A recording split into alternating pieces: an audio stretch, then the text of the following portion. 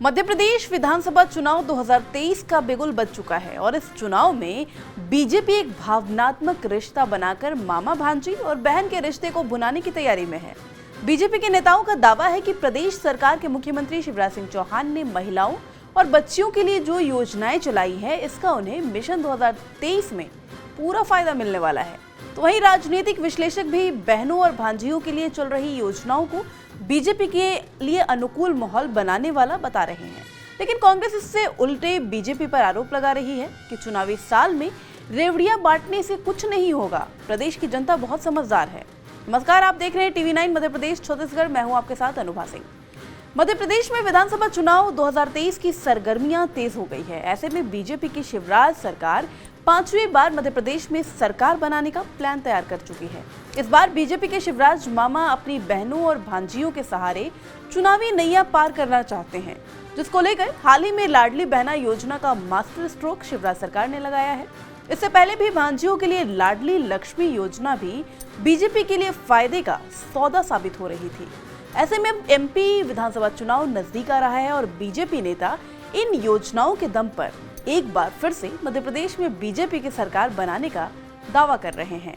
मध्य प्रदेश के यशस्वी मुख्यमंत्री शिवराज सिंह जी ने पहले भांजियों के लिए, क्योंकि वो उन भांजियों के मामा थे, और अब लाडली बहना 1,25,00,000 जो लाडली बहना हैं उनके लिए वो योजना लागू की है, जिससे मध्य प्रदेश इस देश में सबसे अग्रणी मध्य प्रदेश होगा और वही लाडली बहना और भांजियां इस मध्य प्रदेश की 2023 की सरकार में अपनी बहुत महत्वपूर्ण भूमिका निभाएंगी। अब हम आपको बताते हैं आखिर क्या है भांजी और बहनों के लिए वो प्रमुख योजनाएं जो बीजेपी के लिए विधानसभा चुनाव में गेम चेंजर साबित हो सकती है।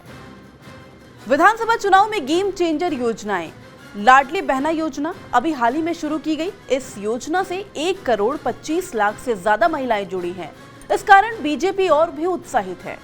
लाडली लक्ष्मी योजना, इस योजना में 45,76,000 से ज्यादा को लाभ मिला है। ऐसे में इस योजना का लाभ ले चुकी हजारों युवतियां मतदान करेंगी।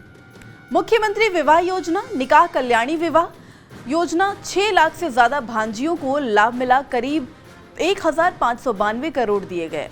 गांव की बेटी योजना, 9,60,000 से ज्यादा हितग्राही है। इस योजना के तहत 12वीं प्रथम श्रेणी से उत्तीर्ण करने वाले छात्रा को उच्च शिक्षा के लिए 544 करोड़ से भी ज्यादा की प्रोत्साहन सहायता राशि दी गई।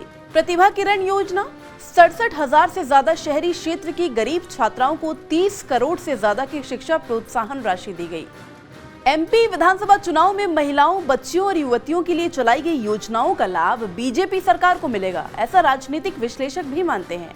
उनका कहना है कि शिवराज सरकार ने महिला सशक्तिकरण के लिए कई ठोस कदम प्रदेश में उठाए हैं, जिन्हें अन्य प्रदेशों ने भी अपनाया है। हालांकि कांग्रेस की ओर से ऐसी घोषणाएं की गई जिन पर अगर महिलाओं ने विचार किया तो बीजेपी की मुश्किलें बढ़ सकती है। लेकिन चुनाव से पहले लाडली बहना योजना लॉन्च करके बीजेपी ने मास्टर स्ट्रोक खेला है।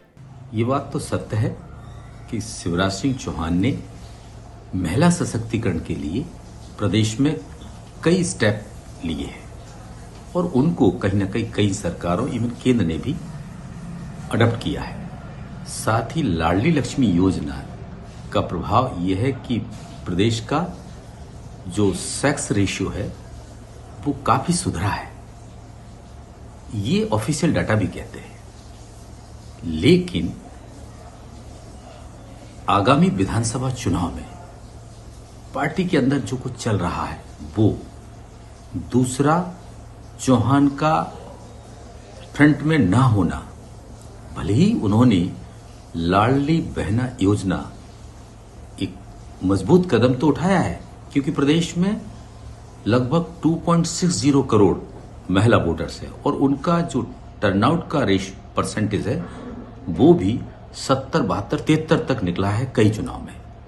ऐसे में अगर उनका ये स्टेप सही साबित हुआ और महिलाएं अगर बीजेपी या शिवराज जी की तरफ गईं तो उसका फायदा चुनाव में उसको मिल सकता है।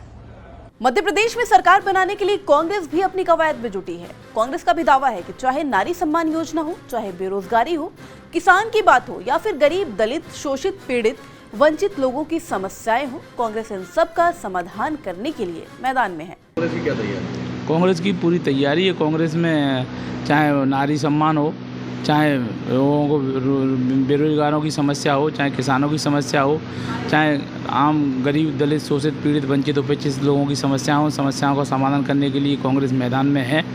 और जिस प्रकार मध्य प्रदेश में महंगाई का आलम है, मध्य प्रदेश में जिस प्रकार बेरोजगारी है, मध्य प्रदेश में जिस प्रकार दलितों पर अत्याचार, मध्य प्रदेश में जिस प्रकार अनुसूचित जाति पे और अनुसूचित जनजाति पे अत्याचार का मामले बढ़े हैं, अब धीरे धीरे किसानों की जो परेशानी है, किसानों को वाजिब मूल्य नहीं मिल रहे फसल के, किसान परेशान हैं, उनको खाद बीज वो नहीं मिल रहा समय पर, और अगर खाद मांगते हैं तो लाठियाँ मिलती हैं किसानों को। ये स्थिति है। आने वाले समय में अब भारतीय जनता पार्टी से मध्य प्रदेश की जनता का मन भर चुका है, और जो 18 साल में नहीं कर पाई तो अब आशीर्वाद यात्रा और जे यात्रा, जे रेवड़ी वेवड़ी बांट के जो प्रयास कर रहे हैं, लेकिन जनता ने पूरा मन बना लिया है कि अब इनको जनता याद आने लगी 2 महीने पहले, 3 महीने पहले। हालांकि अब विधानसभा चुनाव मिशन 2023 नजदीक है। ऐसे में एक तरफ सूबे के मुखिया शिवराज सिंह चौहान अपनी बहनों और भांजियों के सहारे चुनावी रणभूमि को जीतने की तैयारी में लगे हैं, तो वहीं कांग्रेस भी नारी सम्मान योजना और कई अन्य मुद्दों को लेकर अपनी रणनीति के तहत चुनावी रण में डटी हुई है। अब देखना दिलचस्प होगा कि आगामी चुनाव में बीजेपी के लिए ये योजनाएं गेम चेंजर साबित होती है या फिर कांग्रेस की रणनीति बीजेपी पर भारी पड़ती है। मध्य प्रदेश और छत्तीसगढ़ से जुड़ी तमाम बड़ी खबरों के लिए देखते रहिए TV9 मध्य प्रदेश छत्तीसगढ़।